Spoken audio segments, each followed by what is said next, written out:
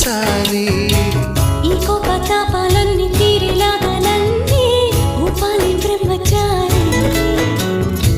నీ గోరు వంకల్లోన చేరే వేళ నేనే అయిపోన భామచారి.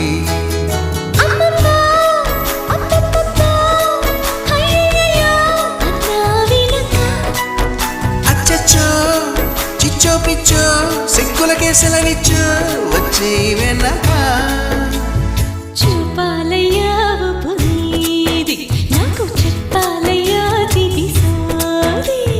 గుండు సూది గుచ్చుకుంటే తప్పు నాది.